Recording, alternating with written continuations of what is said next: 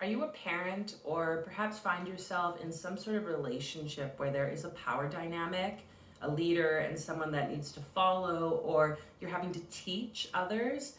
Well, I want to share with you a little bit of a Kabbalistic teaching that's really been shedding some light and enlightening me in a way around how I can show up as a better parent. And I think that this is applicable to any relationship, so bear with me.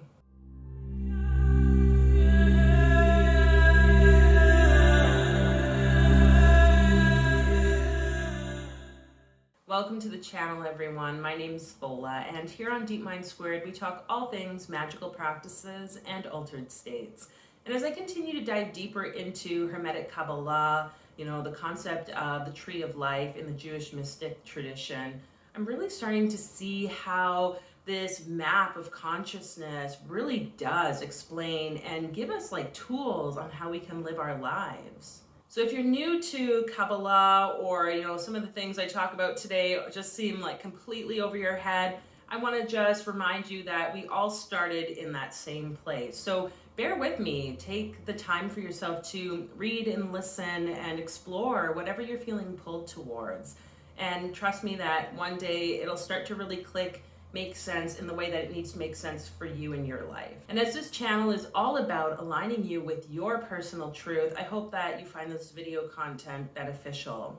So before we get into it, let us know in the comment section below, where is it that you are noticing maybe you feel this off balance, or you're more on one end of the power dynamic versus another.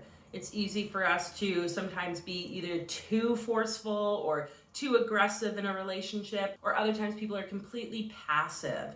So really what magic is, what studying Hermetic Qabalah can do for us, is it helps us to balance both the left and the right and enter into a state of what is known as the middle pillar. Now, I still have to get a large version copy of the map, so bear with me as we have some video images here around what the tree of life is. We have these three pillars on the left, in the middle, and on the right. And the tree of life is comprised of these 10 spheres or emanations called Sephirah. Without going too much into all the background on what exactly each sphere represents, the important thing I wanted to talk about here today is knowing that on the left and on the right side, we have what we could identify in a way as a more mothering or feminine energy and a more masculine or father energy. So on the left side, the left pillar known as Boaz, we start with the concept of Binah, the great mother, related to Saturn, this very kind of dark, great sea energy. I liken it to the void. We can see it's represented with a black color in the sphere. But when we go over to the more masculine side, even though all these Sephirah balance both masculine and feminine energies, on that right pillar, we have the concept of the father with Chokmah, which represents wisdom.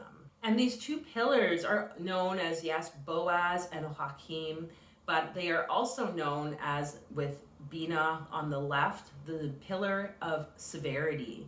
And on the right, with Chokmah, we have the pillar of mercy. And of course, in the center, coming from the divine spark, the crown at the top is Keter, moving all the way down to Malkut, which is the kingdom, kind of the representation of our physical reality of Earth.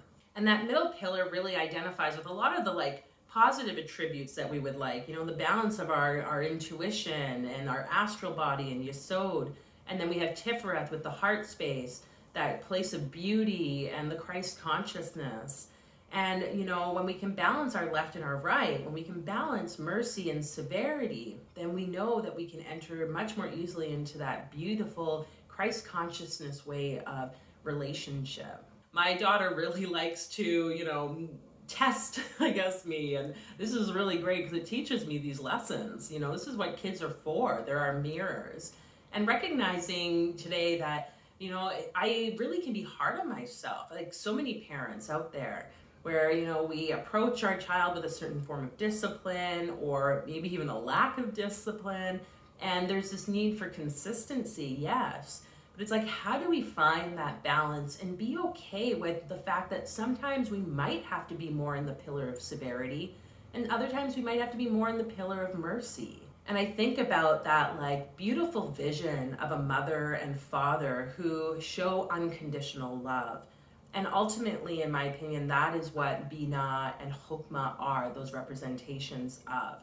They have both stemmed from Keter at the top, from the divine source even earlier than that, or before that with like the Ein Sof energy, or that kind of like limitless light, the limitless one that existed and created all of creation.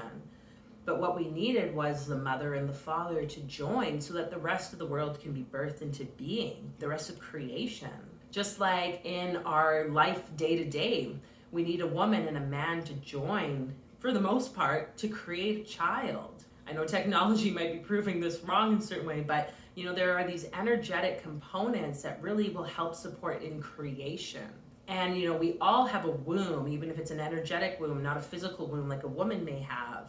And we all have the ability to birth and create, because again, we all have the aspects of the masculine and the feminine within us. And ultimately, it's about us balancing this so that we can show up in relationship in a way that's healthy, in a way that really truly can be effective, if I can use that word, and ultimately has that unconditional love. And I liken this a lot too to the Bible, and how in the Old Testament, God was this energy of very much like punishment and wrath and, this severity energy.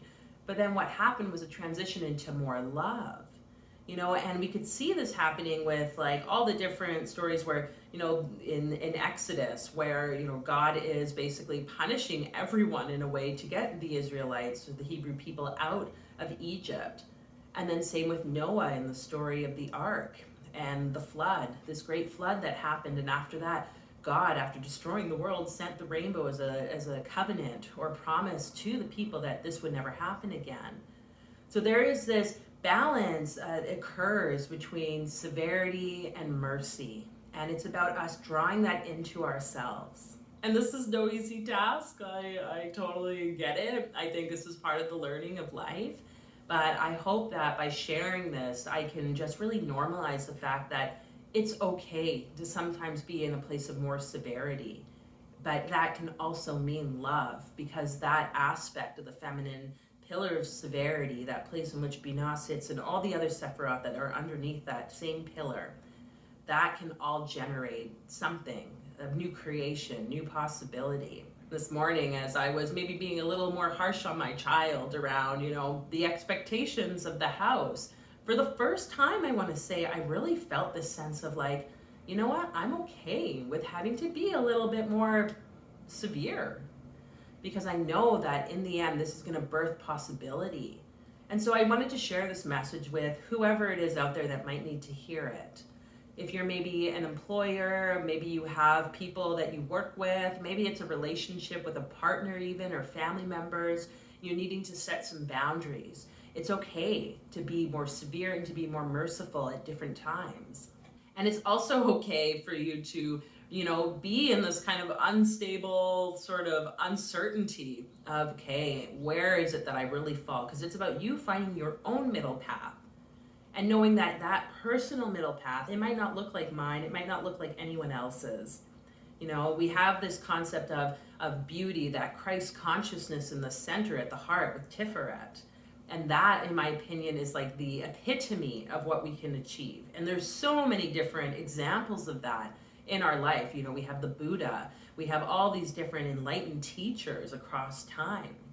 We may never reach that same place, but the one beautiful thing about all of these teachers is that they have stories of where they also experience that need to test the mercy and the severity. I mean, we know Jesus lost his temper in the temple, right? He turned the tables over. He was upset that people were turning the house of God into a capitalist venture. And I find that story very interesting, because it's like, well, even Jesus lost his temper. But did he let it, hang up with everything else that he needed to do in his life? So wherever you might be, wherever your views might be even around some of these topics, I just really wanted to share this sort of teaching and to remind you of the power that you are. I really truly do believe that by studying the tree of life, we're able to better understand our own life. We're better able to understand how we show up. And no matter what, we're always going to be students of this path. And so if you are interested in learning more about the Tree of Life, about Hermetic Qabalah, and how this can support you, I want to invite you to check out my website, deepmindsquared.com. We are doing a path working right now, and there'll be access to recorded videos where you can start to really dive into this work. And yeah, I invite you to check it out. I think it's completely transformative and really opens up the magical possibilities in life.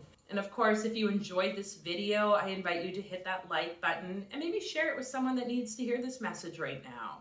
And you can always subscribe and hit the notification bell too if you'd like to return in the future and be notified about videos that are released. Feel free to let me know in the comments your thoughts and views about this, and maybe how you're noticing places that you can start to have a bit more compassion for yourself and be in that place of the middle pillar of balance between left and right. And until the next time, folks, I will see you soon.